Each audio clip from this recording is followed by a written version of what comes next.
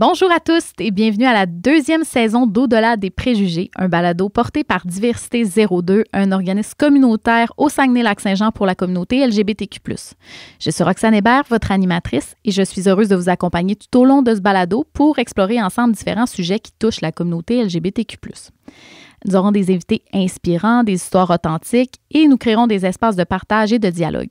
Que vous soyez des gens impliqués ou simplement intéressés à en apprendre davantage sur la diversité sexuelle et de genre, vous êtes au bon endroit. Bonne écoute! Allô Vincent, ça va bien? Oui, toi aussi? Oui, merci beaucoup. Hey, merci vraiment de venir faire un témoignage, en fait, nous parler de ton vécu dans notre balado Au-delà des préjugés, c'est vraiment gentil.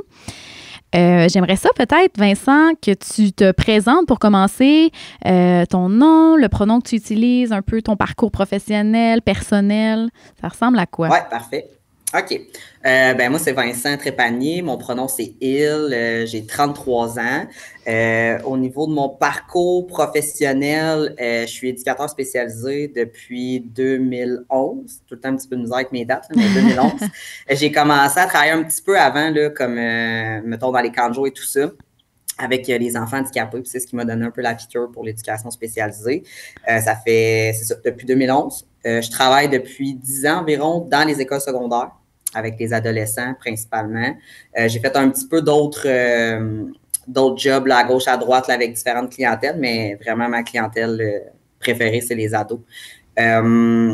Sinon, au niveau, mettons, de mon parcours personnel, moi, dans le fond, j'ai fait une transition d'affirmation de genre en 2021. J'ai commencé mes démarches pour faire ma transition. Puis, ce qui est quand même cocasse dans mon cas, c'est que j'avais pas vraiment compris, j'ai compris à peu près 1 an avant que j'avais besoin de faire cette transition-là pour être bien dans mon corps, dans ma peau, dans ma tête.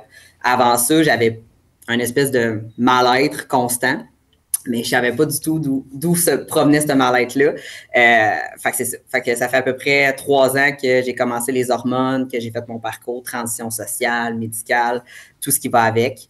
Puis depuis ce temps-là, pour vrai, il y a vraiment une grosse différence dans ma vie entre la personne que j'étais avant et la personne que je suis devenue aujourd'hui. C'est sûr qu'il y a de la base qui est restée. Là, ma personnalité n'est pas devenue non plus complètement à l'opposé, mais il y a vraiment un sentiment de bien-être que même plusieurs personnes de l'extérieur qui m'ont connu un peu le avant-après m'ont reflété, qui avait vraiment un impact majeur sur ce que je dégageais, sur la personne que j'étais, sur comment j'abordais la vie. J'avais l'air plus sympathique, ça a l'air, plus Mais facile d'accès. J'imagine que ça te rend plus disponible, plus ouvert aux autres ça. quand toi-même, tu es plus en cohérence avec la personne que tu veux être finalement. Là. C'est ça, je pense que le côté protection était plus nécessairement présent, fait qu'il y avait comme un aspect de... C'est quand même une transition sociale, tu sais, comme pour vous donner une idée, mettons, je travaille dans une école secondaire, on est à peu près 1400 personnes. Fait que, tu sais, la journée que j'ai faite, on y va vers la transition, ça a été un gros coming out quand même. C'est clair, dans le milieu de travail, oui. C'est ça. Mais j'ai été super bien accompagnée, ça a été vraiment bien fait, les élèves ont été super. Fait que, tu sais, je pense que la journée que j'ai faite, peu importe qui me suit ou me suit pas, je vais de l'avant. Après ça, il y avait comme plus vraiment de barrière. Fait que, en gros, c'est ça. Ça me définit pas. C'est pas la chose qui me définit dans la vie, mais c'est vraiment comme la grosse transition que j'ai vécue qui a fait toute la différence un peu, autant dans ma vie personnelle, professionnelle, sociale et tout le reste. Ce qui m'intéresse, tout est très intéressant dans ce que tu viens de me dire, vraiment. Puis il y a quelque chose que tu me dis qui me fait penser au podcast d'avant, en fait, parce que tu as mentionné que toi, tu as fait ta transition en 2021. Fait que tu avais, si je calcule, tu avais 30 ans, 29, 30 ans à peu près? 29, Puis que c'est à ce moment-là que toi, tu as réalisé que c'est ça, mais qu'avec le recul, tu avais peut-être des indicateurs avant, mais que tu n'avais pas les mots. Puis c'est la réalité de plusieurs personnes qui font une démarche d'affirmation de genre. C'est qu'ils savent qu'il y a quelque chose qui est... Il y a quelque chose qui va pas, il y a un mal-être qui est là, mais qui n'ont pas nécessairement les mots. Pour toi, c'est comme ça que ça s'est passé, dans le fond? Oui, vraiment, totalement. Autant chez des gens, quand j'ai justement commencé mon parcours, j'ai rencontré plein de gens. Fait que j'ai entendu plein d'histoires, plein de parcours. Beaucoup me disaient que très tôt, ils avaient identifié ça, mais que c'était plus du déni, du refoulement, de pas avoir envie de vivre ça socialement. Des fois, certaines personnes un peu plus âgées aussi au niveau des mœurs et tout ça. Moi, vraiment pas, là. C'est ça, j'étais vraiment comme dans un brouillard total. J'avais jamais pensé, en fait, à ça. J'ai une amie qui m'avait dit à un moment donné, la journée que tu vas comprendre que t'es pas dans le bon corps, ça va bien aller. Puis, tu sais, pour vrai, je dis vraiment souvent ça quand je fais mes conférences ou quoi que ce soit, mais c'est comme si pendant longtemps, j'avais eu un casse-tête de 1000 morceaux en avant de moi que je comprenais rien, puis que j'étais pas capable d'assembler 2 morceaux. Puis cette journée-là, c'est comme si le 1000 morceaux s'était assemblé tout seul. De par ce que ton ami t'a dit? À la suite du propos? OK. Ouais, c'est comme si elle m'avait comme ouvert la porte qui était là depuis toujours, mais que j'avais juste jamais réalisé qu'elle était là. Fait que ça a tout fait du sens vraiment, d'un coup, tu sais. Ouais. Okay. Fait que vraiment, comme tu dis, il y a eu plein d'indices. Tu sais, exemple, des fois, je me disais, si j'avais un corps plus masculin, si je pouvais m'entraîner de telle façon pour avoir, mettons, telle shape, si je pouvais m'acheter tel produit pour la barbe. Puis là, des fois, je me disais, ben là, j'ai pas de barbe. Fait que pourquoi je pense à ça, tu sais. Mais sur le coup, c'est comme si tu mettais pas les mots ou que tu comprenais pas. C'est ça. OK. Est-ce que ce que j'entends aussi des fois par les gens, c'est que pour moi, c'est tellement naturel de se poser ce genre de questionnement-là que je m'imagine que tout le monde se pose les mêmes questions dans le fond. Mais là, toi, tu as comme réalisé à partir du moment où ton ami t'a dit ça, c'est comme si, tabarouette, OK, finalement, c'est peut-être moi, tu sais, c'est peut-être... Ben, c'est je sais pas si tu comprends ce que je veux dire. Ouais, je comprends. Puis, tu sais, en même temps, j'avais déjà eu des questionnements un peu différents de d'autres personnes parce qu'à l'adolescence, étant une femme attirée par les femmes, ben, j'avais eu un questionnement sur aussi mon orientation sexuelle. Fait que ça m'avait comme amené justement des fois à discuter avec des gens puis faire comme, OK, ben, vous autres, vous posez comme pas de questions, OK. Ou, tu sais, à un moment donné, de dire justement, quand je l'ai annoncé à mes parents, ma mère m'a demandé, mais tu sais, t'es-tu vraiment sûr que c'est ça? Parce que c'est vraiment des grosses étapes, c'est important. Puis j'ai comme juste eu le réflexe de dire, mais mettons, t'es-tu déjà imaginé, mettons, pas de sein, puis comme avec un chest, puis vraiment comme masculin. Puis elle m'a dit, ouais, non, je me suis juste jamais posé cette question-là. J'ai dit, ben, tu sais, moi, je me l'ai posé souvent, cette question-là. Fait que j'ai dit, je pense que c'est justement de réaliser que je me posais plein de questions que les gens, comme... Monsieur, madame, tout le monde, un peu se posait pas de faire, ben je pense qu'il y a quelque chose, tu sais, à aller creuser de ce finalement, peut-être que tout le monde se pose pas les mêmes questions que moi, fait que peut-être qu'il y a quelque chose qui ne correspond pas qui doit être investigué. C'est ça, qui doit être exploré davantage. Fait que c'est intéressant, tu as parlé aussi brièvement de ton auto, là, je mets des guillemets, mais ton auto-identification avant de comprendre que, bon, tu avais envie de faire une démarche d'affirmation de genre. Donc, avant, tu t'identifiais davantage lesbienne ou tu es en questionnement par rapport à ça? Ou est-ce que... Non, vas-y. Ben, c'est juste que ça m'amène à me dire que, tu sais, quand on parle de démarche d'affirmation de genre, de la communauté LGBTQ+, on a souvent la pensée que, bon, il faut que tu choisisses un mot qui te définit, tout ça, mais dans ton parcours, puis en plus, toi, ta transition, tu as réalisé ça plus tard, si on veut, comme début trentaine. Ça veut dire que ça peut être fluide, ça veut dire que ça peut changer, ça veut dire que tu peux... tu sais, y a-tu un âge limite? Tu sais, pour réaliser ça? C'est une bonne question. Ben oui. Oui, ben en fait, non. Puis je dirais que même toutes ces réalisations-là, puis mon parcours m'ont amené à être beaucoup plus ouvert qu'avant. Pas que j'étais quelqu'un nécessairement de fermé, mais j'avais pas exploré nécessairement les options. Je m'étais pas ouvert tant que ça. Puis j'étais pas quelqu'un de très assumé non plus dans son orientation sexuelle parce que on dirait que le côté étiquette m'a tout le temps dérangé. Okay. Mais en même temps, je me disais, je suis une femme qui aime les femmes, fait que j'ai comme pas le choix de faire un coming out lesbien. C'est comme si tu sentais une pression? Oui, c'est ça. De trouver parce que là, tu te dis, oui, de trouver comme un peu la façon de l'amener aux gens, puis l'espèce de je fais la différence. Puis moi, je suis comme un peu je suis tout le temps un pionnier, on dirait, mais tu sais, dans ma famille, j'ai été la première fille avec une fille. Fait que là, c'était comme, on amène ça comment? Là, j'explique ça comment à mes grands-parents. Là, il faut que je fasse un coming out à ma famille. Fallait comme que je les avertisse, mettons, parce que j'étais différente à cette époque-là. Fait que là, j'ai tout le temps eu ce malaise-là de me dire, mais en même temps que j'arrive avec un gars ou une fille, ça change rien. Mais en même temps, les mœurs sont différents, les mentalités et tout ça. Fait que c'était comme, fallait tout le temps préparer le terrain. Puis, j'aimais pas cette étiquette-là. J'étais comme, ça me correspond pas. J'étais rarement attirée par des filles lesbiennes. J'avais souvent plus de l'attirance, mettons, pour des filles qui penchaient plus pour l'hétérosexualité. Fait il y avait tout le temps un clash de... Ça collait pas, là.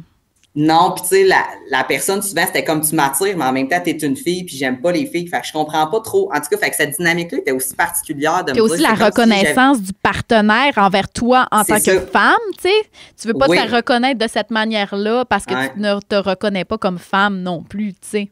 C'est ça. Fait qu'à cette époque-là, je le comprenais pas, mais le malaise aussi dans mes relations affectives était très, très présent. Puis il y avait une incohérence entre le fait de m'identifier comme lesbienne puis les partenaires, mettons, qui étaient comme plus potentiels ou les relations qui se développaient. Fait que ça créait souvent aussi un malaise, une ambiguïté, une incompréhension de part et d'autre. Un aspect de toi que je trouve intéressant dans ta transition, dans ton parcours et tout, c'est le fait que toi, tu as des enfants. Oui. De ce que tu me disais en pré-entrevue. C'est intéressant de savoir comment ça se passe quand on a des enfants, la transition, annoncer ça aux enfants. Est-ce que ton lien a changé, la manière dont tu te définis par rapport à tes enfants? Est-ce que tu as rencontré des défis dans ta transition et tout ça? Fait que, tu sais, en quoi ça a eu un impact sur ton rôle de parent, par exemple? Ben, c'est sûr que mon enfant était quand même assez jeune. Dans le fond, il y avait 2 ans et demi, 3 ans environ quand j'ai comme débuté ma transition. Fait que l'impact était quand même important au niveau plus de comment il m'identifiait parce qu'on était 2 mamans à l'époque. Donc, on a changé de 2 mamans à un papa et une maman. Je dirais que mon enfant était quand même très content, par contre, d'avoir un papa. Tu sais, il était super heureux d'avoir 2 mamans, mais il a vraiment comme eu cette espèce de « Ah, j'ai un papa maintenant, tu sais, c'est vraiment le fun ». Fait qu'il y a eu cet aspect-là. C'est super bien adapté. Puis je pense que ça a créé une ouverture aussi chez moi au niveau de tout ce qui est identité de genre en bas âge, parce qu'on est très, très, très stéréotypé encore dans notre façon d'élever nos enfants sans s'en rendre compte. Il y a encore des... Tu sais, je le disais tantôt, les mœurs sont très ancrées, les mentalités restent. Fait qu'on est souvent dans un petit garçon, on s'attend à ça d'un petit garçon, une petite fille, on s'attend à ça d'une petite fille. Puis moi, j'ai un garçon. Par contre, mon garçon s'identifie déjà plus d'un aspect non-binaire. Il y a vraiment des intérêts, tu sais, qu'on va stéréotyper féminin, mais tu sais, sa garde-robe, il est vraiment dans les robes, dans les leggings, dans les paillettes, il aime la couleur, les cheveux longs. Tu sais, il est rendu à... Il va avoir 7 ans bientôt, puis tu sais, c'est un non négociable. Son maquillage, c'est super important. Ses cheveux longs, c'est super important. Je peux pas y faire couper les cheveux. Puis on a beaucoup de discussions très ouvertes sur le fait, exemple, que ben avant, papa, c'était une femme, il y avait des seins, maintenant, il n'y en a plus. Tu sais, est-ce que plus tard, il se questionne sur plus tard, moi, qu'est-ce que je vais pouvoir être si jamais, tu sais, exemple, des fois, j'ai dit, ben logiquement, tu es un garçon, donc, tu sais, ta puberté, quand tu vas être plus grand, ça va ressembler à papa, puis il est comme, ben je suis pas sûr que ça me convient. Ça se peut. Fait que, tu sais, on a des discussions vraiment plus larges, je pense, au niveau de qu'est-ce que c'est être un humain et non pas qu'est-ce que c'est être un garçon ou qu'est-ce que c'est être une fille. Peu importe finalement les intérêts, ce qui est important, c'est que tu te sentes en accord avec ce qu'il y a à l'intérieur de toi. Fait que, pour vrai, ça m'a beaucoup sensibilisé à comment élever mon enfant, puis porter plus attention justement à ces choses-là, de dire, on a tendance à mettre des étiquettes rapidement, tu sais, dans la société, à dire, tu sais, tu nais garçon, tu nais fille, on s'attend à ça de toi, on veut que tu fasses comme ça, alors que là, je pense que j'ai plus cette dynamique-là de me dire, ben, ce qui est important finalement, c'est ce que tu ressens, puis qu'est-ce que tu vis à l'intérieur, puis on part un peu là-dessus pour baser qui on est finalement. Bien, tu sais, c'est vrai que par rapport à l'acronyme, justement, il y a cette pensée-là de s'identifier à une lettre de l'acronyme, puis on ajoute des lettres souvent aussi pour quand même inclure différentes réalités. Mais c'est vrai que ça peut avoir l'effet opposé aussi, des fois, de mettre un stress ou une pression sur une personne qui peut-être ne se reconnaît pas ou peut-être se met une pression de dire, OK, vraiment, là, je dois cadrer dans une des lettres. Fait que toi, de ce que tu me dis, c'est que ça a eu une influence dans, justement, essayer de déconstruire puis un peu tout ça, puis de y aller vraiment plus dans une liberté totale. Bien, pas totale, mais tu sais, dans l'exploration de qui je suis et non pas de qu'est-ce qu'on s'attend de moi dans mon genre. Puis je dirais que même moi, en tant qu'adulte, c'est quand même de l'exploration parce que les adultes ont des attentes différentes envers un homme qu'envers une femme. Puis tu sais, même dans mon réseau proche, j'ai certaines personnes que du jour au lendemain, se sont mis à interagir avec moi d'une façon différente. Oui, ça, c'est intéressant, ça. C'est ça, mais je suis pas... Tu sais, je dis souvent, mais je suis pas quelqu'un de différent. Puis, tu sais, je disais à la blague, exemple, maintenant, on allait prendre une bière, mettons, chez des amis. Puis là, tout d'un coup, il fallait que j'aille chercher le bois, que je bûche, que je parte le feu. Puis j'étais comme... Mais tu m'as jamais demandé ça avant. J'étais capable de le faire. C'est ça. Pareil, mais là, on s'attend à ce que là, tu sais, j'étais rendu l'homme dans la cour. C'est drôle. Mais c'est drôle parce que on donne beaucoup de formations, nous, tu sais, comme en tant qu'organisme par rapport à la... On a une formation qui est sur la transidentité, justement, puis on parle beaucoup des changements de rôle que les personnes qui font une démarche de transition, une démarche d'affirmation de genre, vont vivre parce que le rapport que les gens vont avoir par rapport à toi en tant qu'homme versus en tant que femme, c'est totalement différent. Puis on s'en rend peut-être pas compte quand on est habitué puis qu'on est socialisé homme, qu'on est socialisé femme. Mais toi, tu as pu voir le changement entre ta socialisation genrée peut-être plus féminine versus là, tout d'un coup, je suis un homme. Puis tu sais, des fois, on peut parler de privilèges certaines fois que les hommes peuvent avoir. Est-ce que toi, tu as ressenti ces formes de privilèges-là? J'ai entendu une femme qui a fait une transition pour devenir une transmasculine, donc qui est un homme, et qui a dit, depuis que je parle et que je suis un homme, on m'écoute. J'ai déjà eu un homme trans qui me dit ça, tu sais. Mais toi, est-ce que tu as remarqué des choses par rapport à ça? Tu as parlé du bois. Mais c'est quand même drôle parce que moi, on dirait que j'ai vécu les trucs à l'inverse. Autant les gens me disaient souvent ça, hey, tu sais, moi, je vis des privilèges, socialement, je suis pas traitée de la même façon. Autant, moi, mes intérêts sont différents peut-être des hommes en général. Oui, puis tu es en intervention aussi, qui est un métier qu'on va associer plus souvent au genre féminin. OK? Fait que c'est vrai que tu peux le vivre d'une manière plus opposée. OK. Moi, ça a été à l'inverse, tu sais, mettons, parce que même maintenant, j'ai jamais vécu ça avant, mais maintenant, j'ai des jeunes qui veulent pas me rencontrer parce que je suis un homme. Moi, j'ai jamais vécu ça, là. Puis des fois, je suis comme, en même temps, si tu savais comment je comprends, mais tu sais, ce que tu vis en tant que fille, mais pour eux, tu sais, il y a des jeunes qui le savent, mettons que j'ai fait une transition, mais les nouveaux qui arrivent, il y en a, tu sais, plus ça va aller, moins les gens vont comme mettre l'attention là-dessus. Fait que pour vrai, j'ai eu des refus justement de consultation, même que, tu sais, je suis quelqu'un qui s'intéresse beaucoup à, bon, on va dire des trucs des fois un peu plus féminins, là, mais tu sais, l'art-thérapie, les groupes de discussion, ces choses-là. Puis, tu sais, souvent, je me suis butée au contraire à, ben c'est exclusif aux femmes ou, c'est des chambres partagées, fait que les hommes sont pas admis ou... C'est vraiment intéressant. À l'inverse, j'ai à l'inverse vécu un peu le côté, tu sais, fait l'homme est un peu comme vu des fois, pas l'agresseur potentiel, mais il y a comme une espèce de mais dans l'intervention en éducation spécialisée, travail social, tout ça, c'est vrai que c'est un milieu qu'on associe plus souvent au genre féminin, puis que y en a qui utilisent beaucoup l'approche féministe aussi. Tu sais, des fois, c'est vrai que en tant qu'homme, ça t'amène à prendre une position peut-être différente, tu sais. Fait que oui, c'est vrai, j'avais pas vu sous cet angle-là, mais c'est vraiment intéressant la manière dont toi, tu le vis, en tout cas. Je me demande... En tant qu'intervenant auprès des jeunes ados, là, on a parlé de ton enfant, mais auprès des jeunes avec qui tu travailles, est-ce que ça l'a modifié? Est-ce que ça l'a changé ta manière d'intervenir, d'aborder ces questions-là? J'imagine les jeunes viennent te voir pour différentes raisons. En quoi ton approche est différente maintenant? Ben, comme je disais, je pense que la transition a fait en sorte que je suis plus en harmonie avec la personne que je suis. Fait que je pense que je suis vraiment un meilleur intervenant qu'avant. Pas que j'étais pas bon, mais il y avait comme un espèce de mal-être un peu tout le temps présent. Fait que j'avais moi-même des enjeux vraiment importants. Fait que c'était plus difficile peut-être d'être accessible dans l'apathie. Je pense qu'aujourd'hui, je suis quelqu'un de beaucoup plus posé, je suis beaucoup moins souffrant. Je pense qu'en tant qu'intervenant, j'ai une approche aussi plus ouverte à l'autre personne. Des fois, je suis comme ma réalité puis ma façon de voir les choses peut être complètement différente de la sienne, puis c'est bien correct. Là, le but, c'est pas que la personne prenne justement mes décisions et tout ça, puis les applique dans sa vie. C'est vraiment plus, j'ai une approche... la personne est autosuffisante, puis je suis plus là pour te dire, tu as un coffre à outils, tu n'es pas capable de l'ouvrir, je vais t'aider à l'ouvrir, puis tu vas regarder qu'est-ce qu'il y a dedans, puis tu vas apprendre à les utiliser, mais c'est tes outils, c'est pas les miens, on n'a pas le même coffre, on n'a pas les mêmes besoins. Fait que ça m'a sensibilisé, je pense aussi, à être plus à l'écoute de cette différence-là, des fois, des gens, d'être plus dans...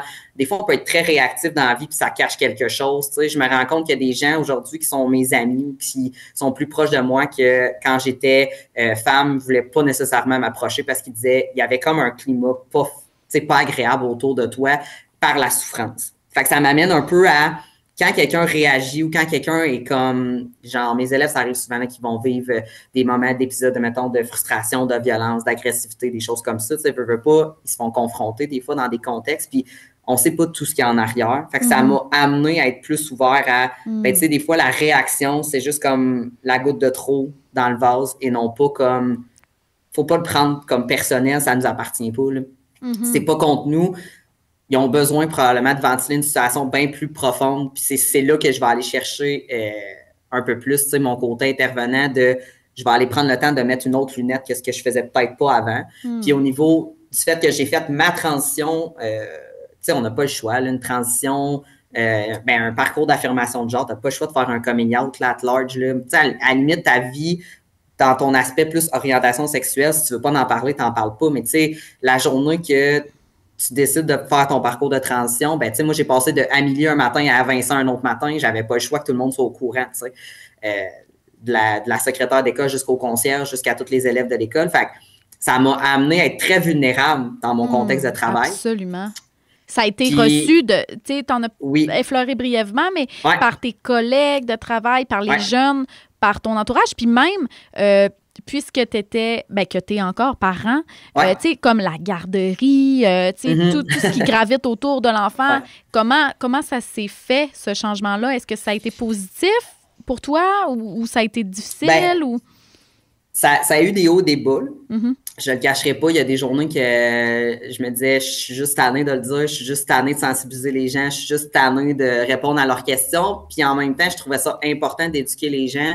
Je suis quand même quelqu'un de solide là, dans la vie. Fait que j'ai été capable, je pense, de faire abstraction des fois du malaise que ça me faisait vivre pour éduquer les gens puis les sensibiliser. Parce que, tu sais, pour vrai, je me suis fait poser des questions de mon intimité que je me disais, je peux pas croire que les gens vont me demander, tu sais, si je vais avoir un pénis éventuellement. Puis j'étais comme, mais mettons, on n'est pas assez proche pour que tu me poses cette question-là. C'est comme si le savoir-être, quand il est question d'une transition, une démarche d'affirmation de genre, c'est comme si ça prend le bord, tu sais, le savoir-être. Tu sais, se faire demander, OK, as-tu eu l'opération génitale? C'est comme se faire demander pour monsieur, madame, tout le monde, qui est une personne cisgenre, qu'est-ce que tu as dans ton pantalon? Tu sais, je veux dire, c'est tellement indiscret, tu sais.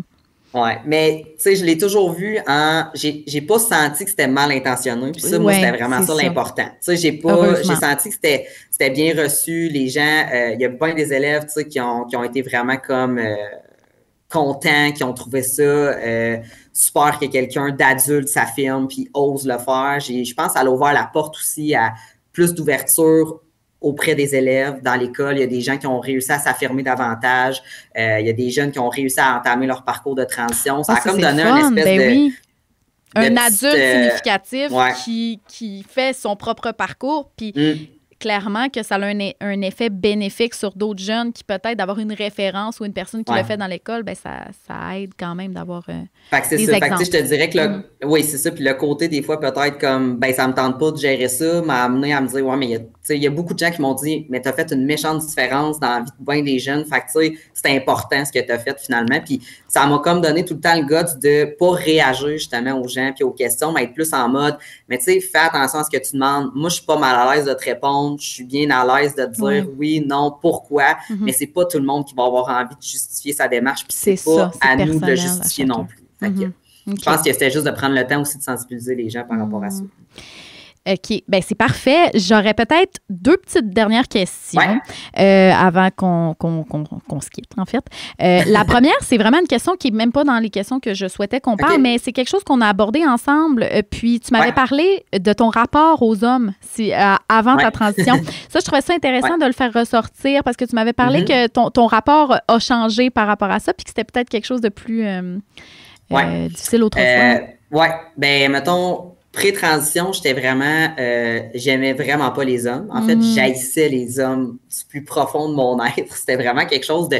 Puis j'ai pas vécu rien de significatif. Tu sais, je veux dire, j'ai pas été agressée, j'ai pas été... Tu sais, il y aurait pu avoir des enjeux, des traumas qui expliquent ça, mais non. Tu sais, j'ai vécu de l'intimidation comme un peu n'importe qui peut en vivre, tu sais, au primaire et tout ça, mais j'ai pas vécu d'événements comme traumatiques ou significatifs qui m'amenaient à ressentir cette... J'avais vraiment une répulsion là, profonde pour les hommes. C'est vrai. OK, fait que c'était vraiment intense et profond, là. Une haine. Là. Oui.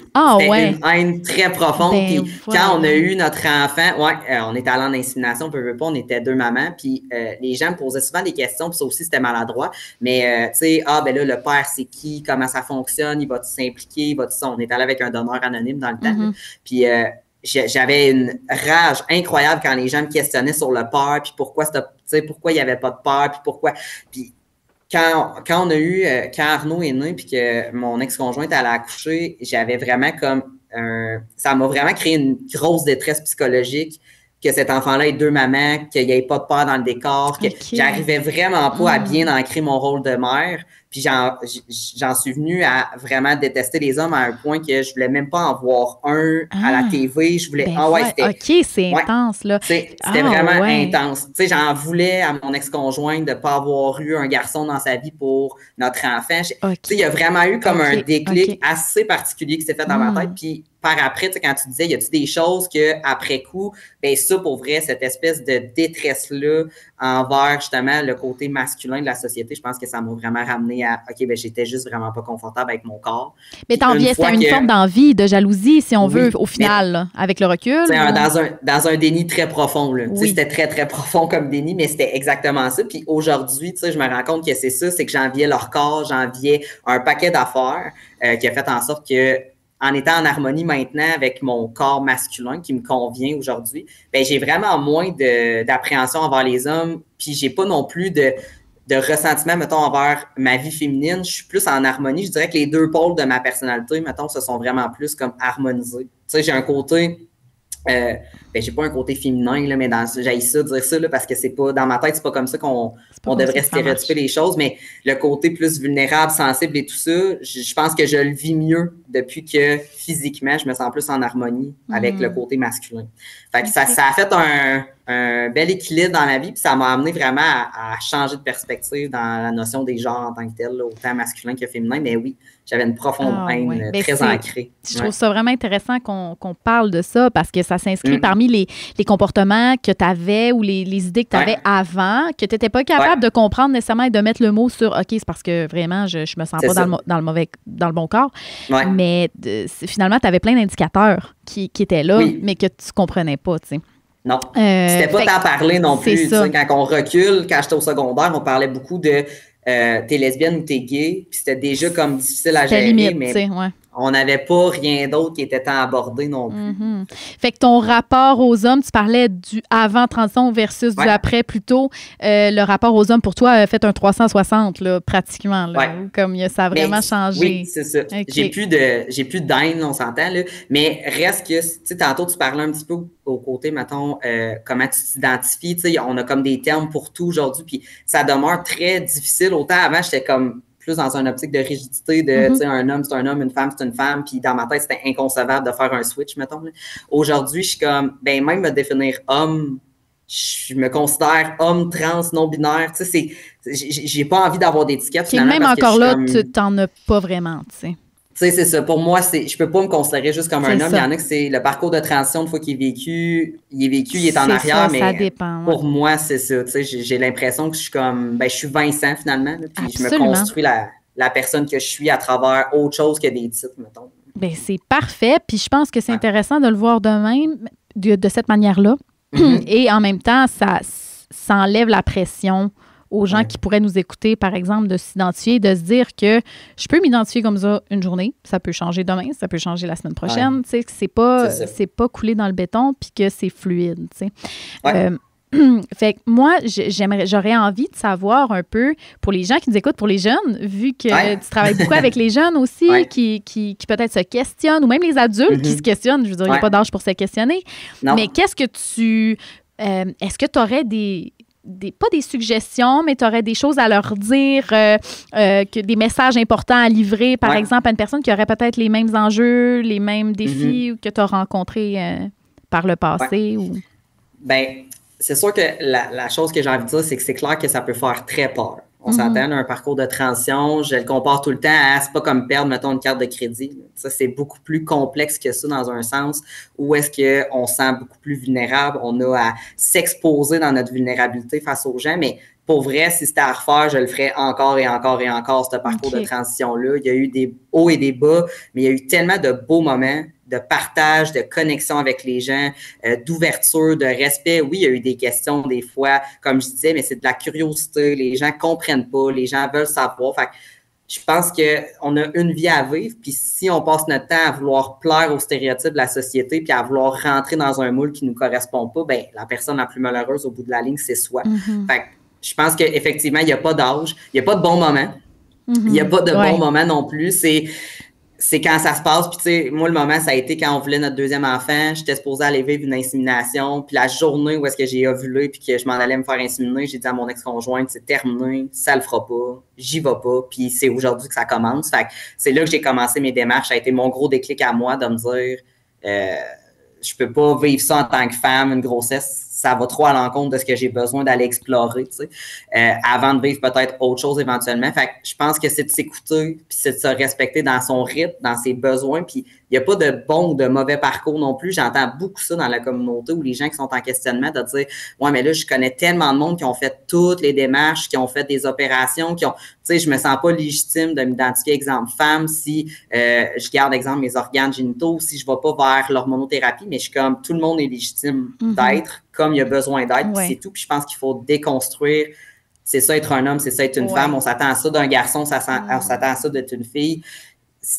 C'est vraiment comme, c'est archaïque, puis c'est de, je pense, être soi. Puis tu sais, c'est beaucoup lié à l'expression de genre, là. C'est comme, il y a beaucoup cette phase-là où est-ce que, bon, OK, je suis une femme trans, donc je vais porter des vêtements typiquement féminins, avoir les cheveux longs. Tu sais, on va pousser des fois le cliché de la femme ou le cliché de l'homme pour être reconnu socialement comme un homme ou une femme, alors qu'au final, l'un n'exclut pas l'autre, là. Tu sais, fait qu'il y a vraiment toute une connaissance de soi, un moment où on doit se re-questionner personnellement sur qu'est-ce qu'on aime. Fait que, tu sais, c'est juste de garder en tête que c'est pas aussi tranché que ça, les gens. Mais c'est difficile dans un monde où... et où on a besoin d'être des... Oui, puis où est-ce qu'on on est des êtres sociaux, donc on a besoin d'être acceptés par la majorité.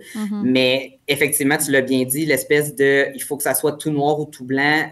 Quand j'ai des clients, justement, qui sont plus dans des questionnements, tout ça, je dis, le genre, c'est fluide, là. Je veux dire, c'est vraiment comme... C'est pas quelque chose qui est c'est tout blanc ou tout noir, là. C'est vraiment une très grosse zone grise. Puis je pense que c'est de trouver sa place dans cette zone grise-là. Un peu importe ce que les gens vont en dire rendu là. L'important, c'est que ça fit puis qu'on soit en accord avec soi. Puis c'est le plus difficile de la transition, je pense. C'est pas nécessairement de faire le saut dans le vide puis d'aller de l'avant dans les démarches, mais c'est vraiment d'assumer qu'on rentrera probablement jamais dans une case une fois qu'on entame un processus de transition, puis c'est correct. Puis il y en a d'autres qu'au contraire, une fois que le processus de transition est entamé, ils rentrent parfaitement dans la case, exemple, homme ou femme, puis c'est tout pour eux, le dossier est clos, puis c'est parfait aussi. Fait que je pense qu'il faut vraiment qu'on trouve ce qui nous correspond, puis c'est tout, là, sans avoir à justifier ou à expliquer quoi que ce soit.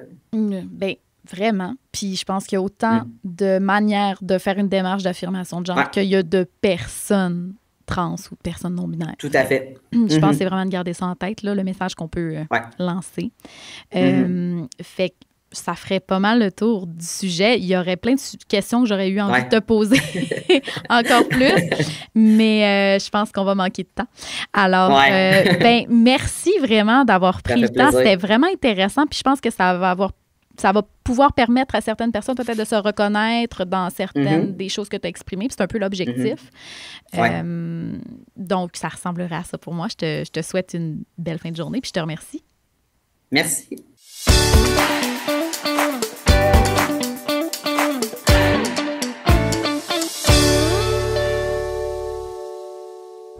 Ce balado est produit en collaboration avec la Télé du Haut-du-Lac.